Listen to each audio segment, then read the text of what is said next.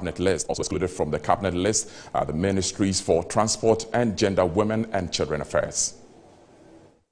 President Nana Addo Dankwa Akufo-Addo has excluded the Minister for National Security, Kandapa, and the Minister for Communications and Digitalization, Esla Owusu-Ekufo, from his 19-member cabinet list. Also excluded from the cabinet list are the Ministers for Transport and Gender, Women and Children Affairs. The Speaker of Parliament, Alban Bagbin, read out the communication from the Presidency in Parliament on Thursday, June 10. The Minister for Parliamentary Affairs, Osei Mensah Bonsu, and Minister for Fisheries and Aquaculture Development, Hawa Kumsing, made the list at the expense of the Minister for Communications and Digitalization, Minister for Works and Housing, Asensu Boache, and Minister for Lands and Natural Resources, Abdullahi Jinapo, were all included in the President's cabinet list. Over 300 micro, small and medium-scale enterprises will soon benefit from a 145 million cedis grant to enable them deal with COVID-19 shocks. This was disclosed by President Akufo-Addo at the launch of the new Ghana Enterprise Agency, an institution that will now replace the National Board for Small-Scale Industries to coordinate the growth and development of MSMEs in the country. Small and medium-sized enterprises have been the backbone of Ghana's economic development for years. Through the National Board for Small-Scale Industries, some MSMEs have managed to scale up. The NBSSI was established by an Act of Parliament and was operationalized in 1985. At the onset of the COVID-19 pandemic, the work of the NBSSI became more crucial as it was the driver of government support to ailing businesses. In order to further advance the growth of the small and medium-scale enterprises, the NBSSI is now being transformed to the Ghana Enterprises Agency. The decision of government to do this could not have come at a better time for 5 strategic reasons. First, unemployment. One of the most critical development challenges confronting us is how we can create jobs.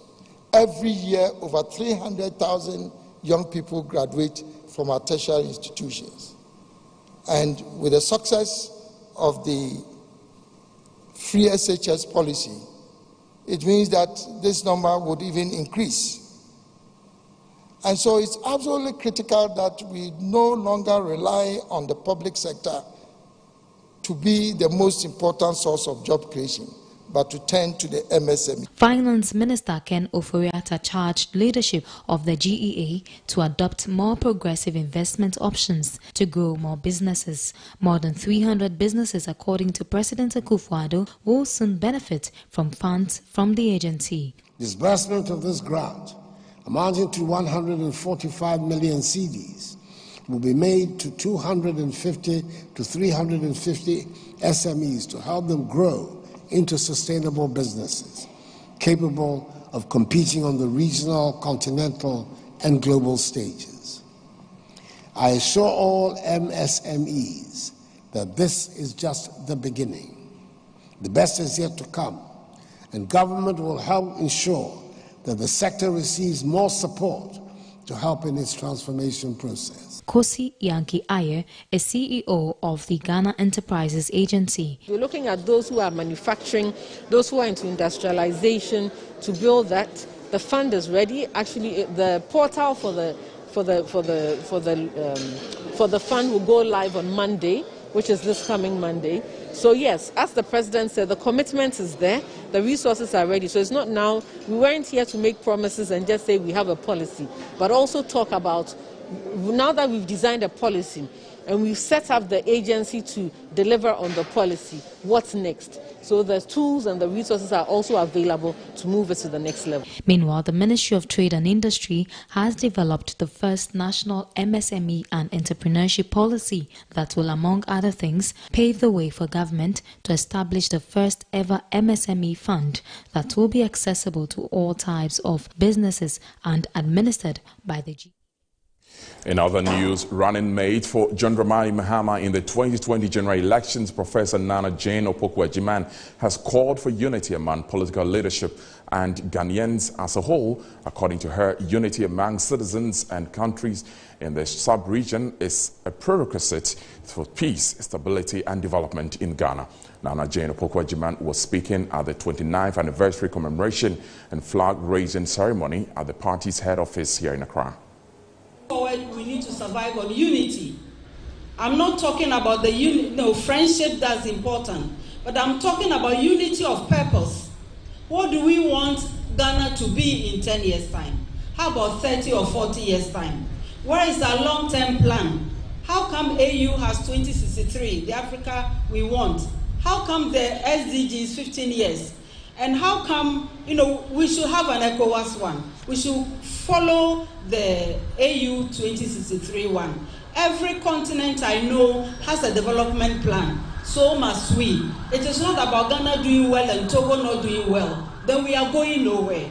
It is not about peace in Ghana and havoc in another country close to us. Then we are going nowhere. So we need to see each in the other.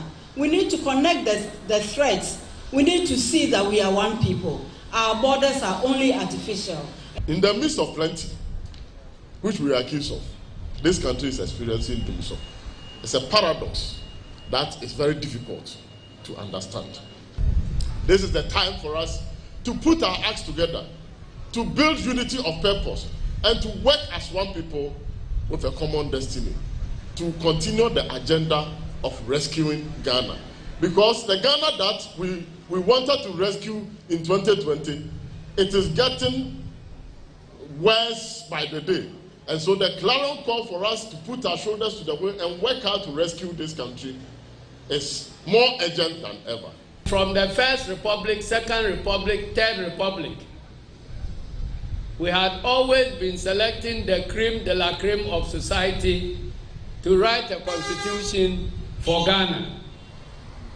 And I remember some elites in society described the process as a constitution of butchers and whatever, very unprintable terms. But we owned those descriptions up and said that butchers, masons, hairdressers, who were all represented at the Consultative Assembly, they represent the rank and file of Ghanaians. We thank God that the Constitution was put in place. We still stay a little longer on politics, and still from the NDC camp, the National Security Secretariat says mistrust in the Electoral Commission (EC) is among political parties, vigilante groups for violence that threatens the state's security. The Secretariat's strategic security policy demand the EC to investigate the source of the public mistrust and urgently address them. The opposition National Democratic Congress (NDC) has not hidden its dislike for the mistrust in the current EC-led Jane Mensah Commission. Former President John Mahama amplifies this mistrust at a news conference after the Supreme Court dismissed his election petition, saying the leadership of the EC has no business staying in office. The national security recognizes a threat such a posture poses to the security of the state in its latest report released. It says the national risk assessment indicates that mistrust in the electoral process itself is a major driver of this threat and risk of party political violence. According to the national security, in spite of previous examples of opposition parties winning elections in the country, the suspicion of collusion between the governing party and the EC to rig elections for the incumbent continues to drive the situation towards dispute and potential violence. It warns that, considering the continued evolving nature of these vigilante groups and the impunity with which they tend to carry out the unlawful acts, the menace is likely to escalate if robust measures are not implemented to address the phenomenon. Response, as determined by the national security, includes the need for Parliament to examine what legislative response measures are required to enhance transparency in the election process and truncate the formation and running of political party vigilante groups in the country. It calls on the Electoral Commission to identify the sources of public mistrust in its electioneering systems and processes and take necessary action or make recommendations for addressing them. Responding to that, the Director of Elections of the National Democratic Congress, NDC, Elvis Afriyankra, has cited the continuous declaration of wrong results by the Electoral Commission and what he considers as protection by the Supreme Court as some of the basis of mistrust in the current leadership of the General Mensah-led EC. He was speaking to Metro News' Shadrach Odami when he was asked to respond to the latest human security report from the National Security.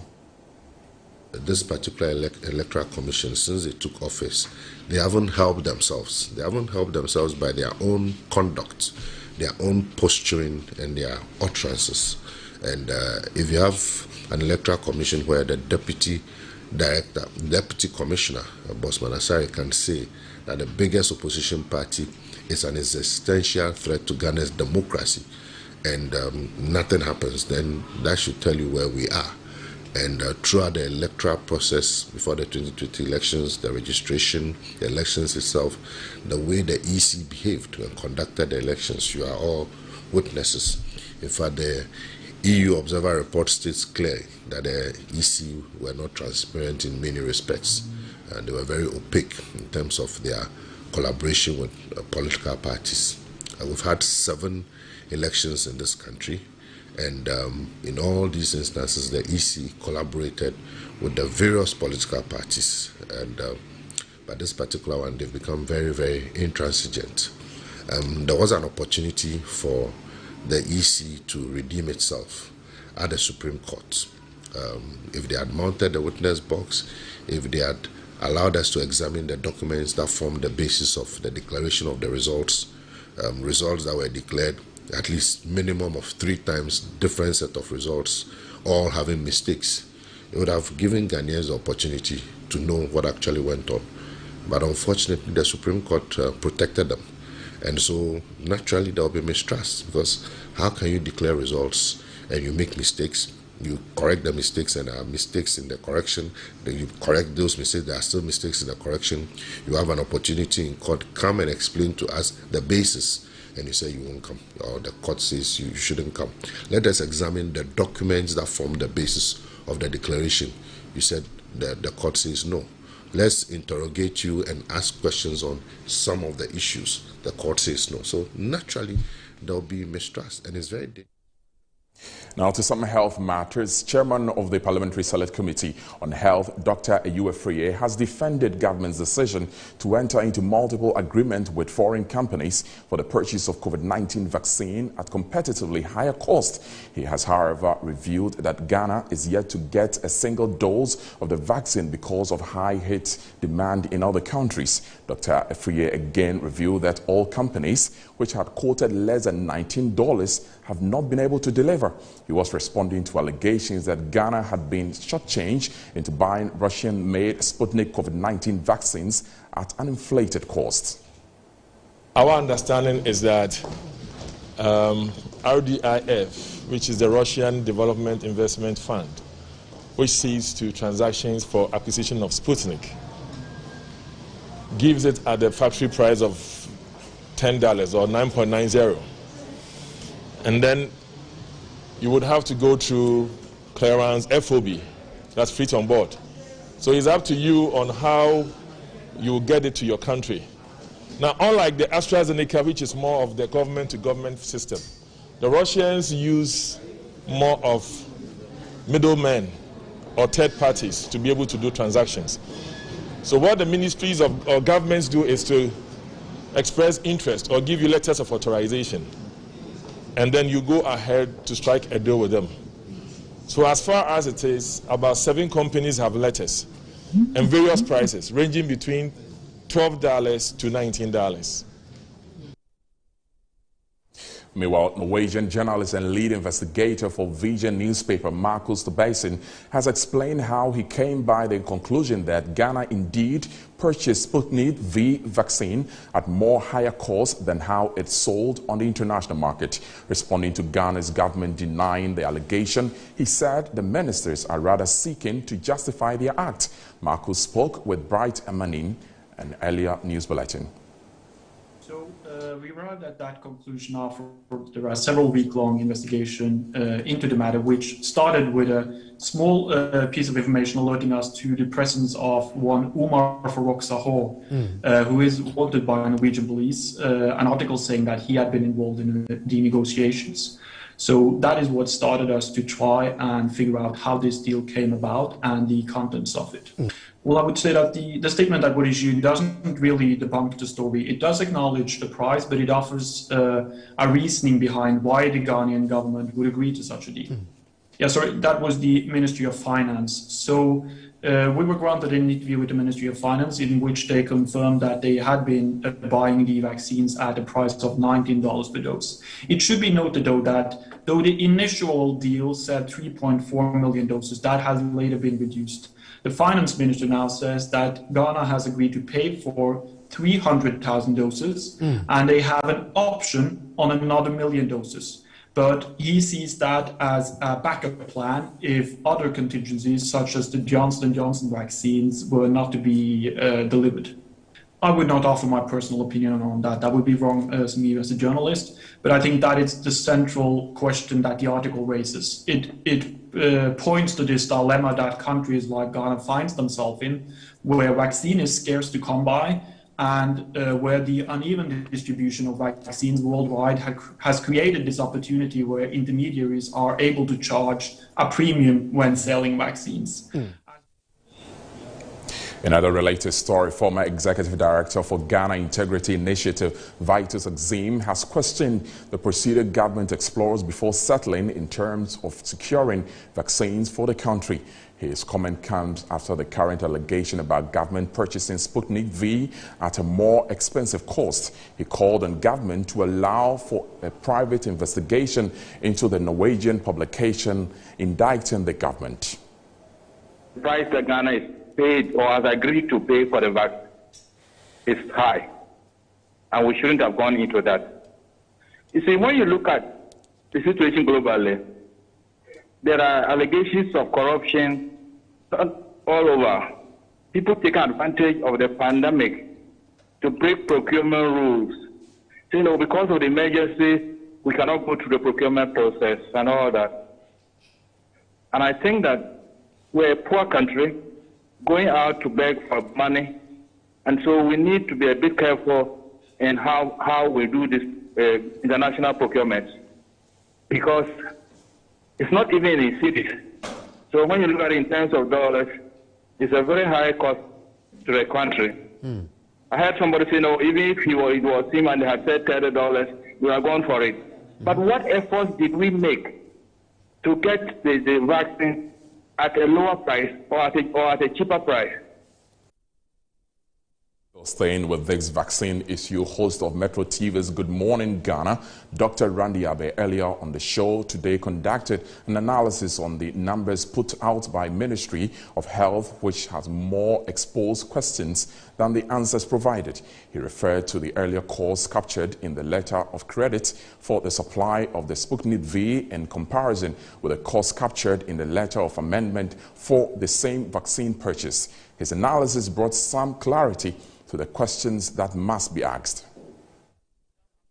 I'm still finding very intriguing things. Interesting. See, but you should have support. Right in this studio. No, still on the same document. I think you should be a member of the committee. I'm just going through the Oyome things.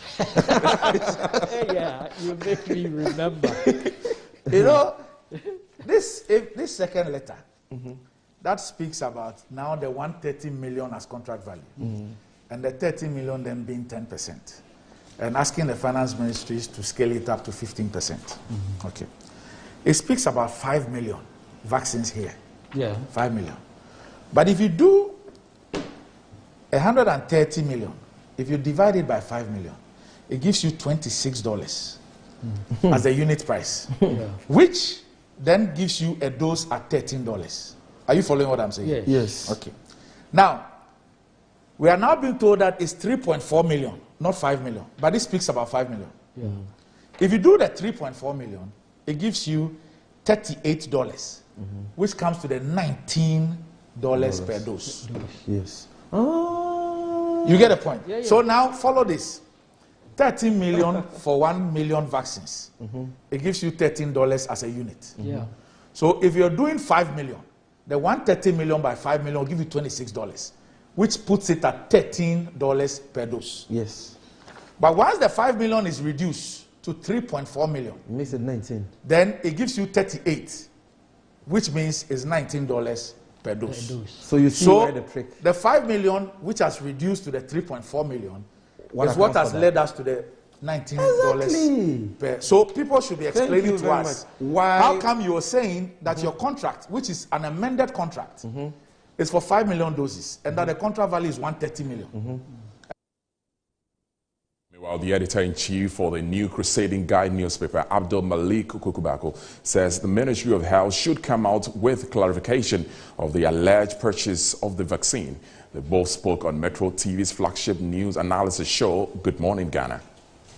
I do not have enough information on this matter, but obviously it calls for more clarifications.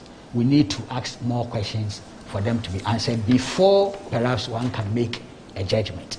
But my point is that since they talk about having meetings and negotiations with the Russian authorities, official authorities, and indeed those things did not succeed, I would want to verify those things. Because if I verify, okay, then perhaps I can understand why you would want to go to the market. But even the market, because of what you just read, it means there's an established line. Yes. You see, for us to have gone for that option. Same as AstraZeneca. Yes.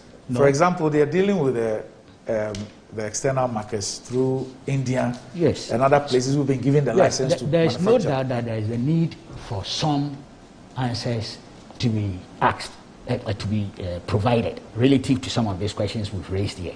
I will hold my guns. What I won't do is to jump to conclusion and say that this is fraud. I won't do that. Because Still on the same program, the Director of Communications of the Opposition National Democratic Congress, NDC, Sammy Gyamfi, has described as unfortunate government's claim that it rather successfully renegotiated a reduction in price in the procurement of Sputnik V vaccines from the higher price of $25. According to him, an independent probe should be conducted as well as punish those found culpable. The reason why I am describing this as perhaps the most stinking corruption scandal ever witnessed in the history of this country is that I have not come across any country. Currently, the facts show that about 70 countries have bought the Sputnik V vaccine for their people. I have not come across any country that bought this vaccine at more than $13 or even $15 per dose for their citizens. And I am surprised that some governments, not only the Ghanaian government, but some governments in Africa have chosen to buy this vaccine through this agent, this same Sheikh, Umar Damok and Sheikh Umar Farouk, who are wanted for money laundering, fraud, and other crimes in the European Union. I don't know why it should be possible for the African Union to secure these vaccines at a price of $9.75. The Indian one you mentioned comes to $13. Yes. To some continental business area, the African Continental Free Trade Area Young Entrepreneurs Federation, AFYEP, a private sector organization, is set to mobilize and train entrepreneurs, particularly women, on repaying a full benefit of the African Continental Free Trade Area, AFCFTA, according to the General Secretary of the Federation, Sharif Ghali. Its primary motive is to empower the youth to take advantage of the agreement. A young person who happens to be a member of the Federation will be rest assured that their views will reach the right headquarters when it comes to taking decision on NAFTA. Like I said, countries are having their National Coordination Center. How many young entrepreneurs are part of those committees? we don't think about all of this. So as a member of the Federation, you are rest assured that no matter where you are in the African continent, your voices will be heard. Apart from that, we want to embark on capacity building that will build the capacity of these young people, not only capacity as in the knowledge of after, but as in the knowledge of their business, building the capacity of their business, so young people can also export. Because the way the protocols are being laid now, you will say that is for the big industries. No, we want to empower the young people who is, let's say, selling gari in our shopping malls. This is the time they need to take it from there and enter the African market. But we need to empower them to add that value that they can be able to leverage. Aside that, funding is one key thing that young entrepreneurs in Africa face. With the Unified Front, one of our key activities is that we will engage investors to ensure that the young African entrepreneur has the needed capital they will get to be able to empower them to trade on the continent.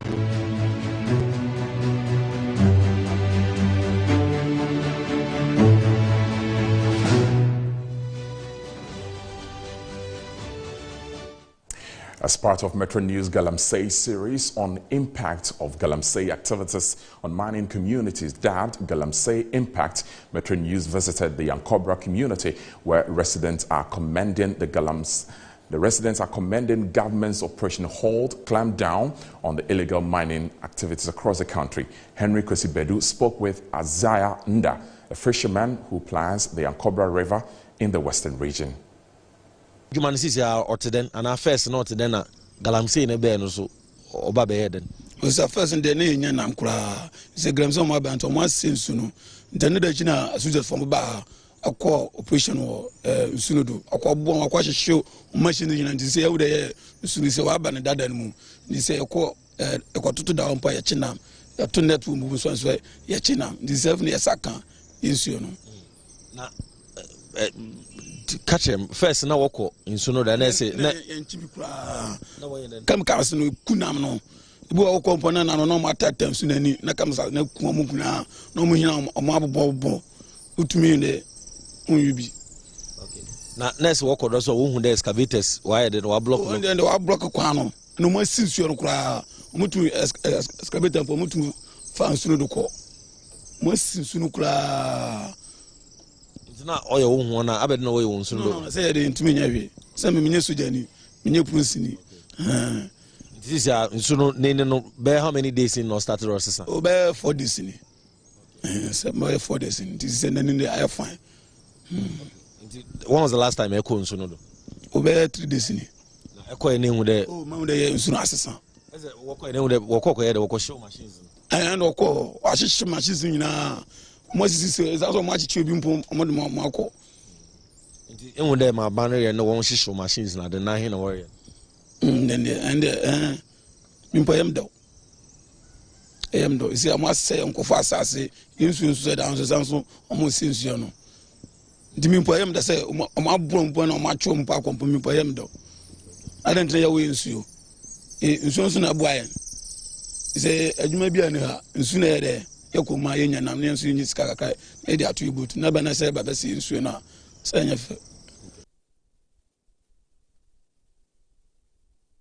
Now to some Volta regional stories. In spite of its huge population, as one of Ghana's major border community, no senior high school can be found in the Aflao municipality of the Volta region. The chiefs and people of the area are calling on government to provide them with a senior high school to encourage many of the youth attain secondary education. They have been speaking with our Volta regional correspondent, Christian Ahodie. Here is a report read to you. Secondary schools promote educational standards of people. It also pushes parents to ensure their children have basic education. The situation in the border town Aflao, which leads to many countries, is different. Aflao is one of the biggest and highly populated towns in the Ketu South municipality of the Volta region.